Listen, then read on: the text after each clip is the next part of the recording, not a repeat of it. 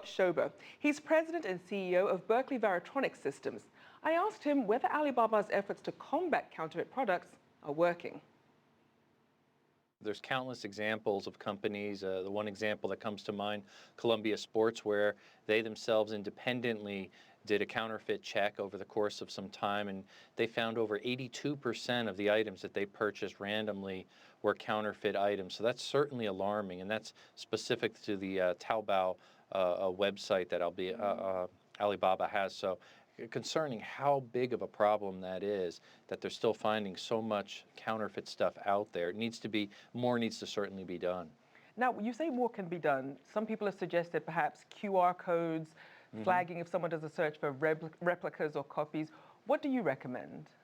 Well, certainly more has to be done because, first of all, counterfeit products have gotten so much better. If you took luxury brands like Gucci or something like that, a pocketbook, the stitching, the zippers, everything has gotten such better quality. It's very difficult to discern.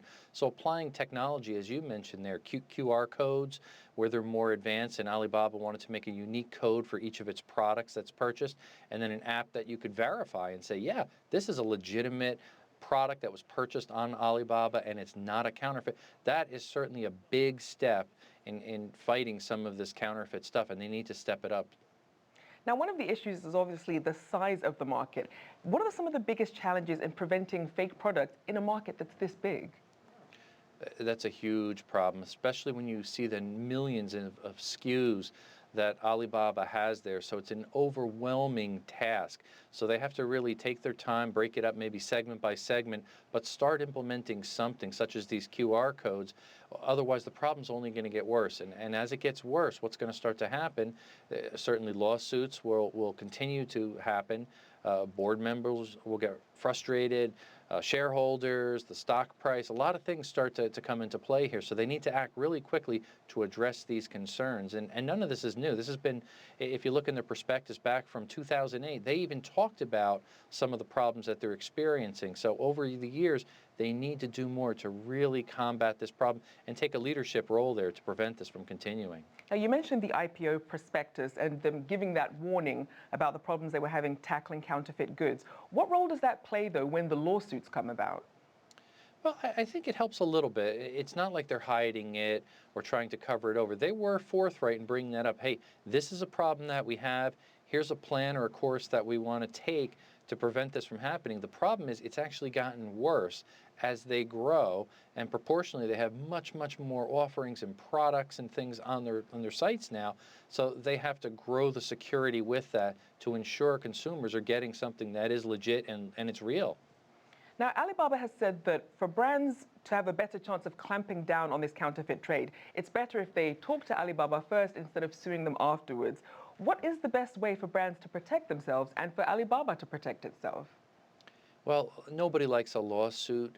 Unfortunately, lawsuits make people take action. So I think when some of these larger manufacturers go right at Alibaba, it gets their attention and they say, we got to do something. We got to do something quick, or we're going to lose a large brand where they're selling millions and millions of dollars in a very short period of time. That could hit the stock price immediately. That can affect revenue. It could affect the profits if they don't start addressing it. So I think the larger brands threatening a lawsuit and then following through, it's going to make them react, and it's going to change the course of this company to do something about the problem. And you think that's the most effective course? Well, I personally think the approach of technology, such as QR codes and things of that sort, is the better approach, because nobody wants a lawsuit. It leads to a lot of distraction, lots of legal costs. The only thing it does is maybe make the lawyers rich, but they need to get their attention, I think, so they can take the next steps and start implementing some of the things such as these QR codes, because that really does make a difference.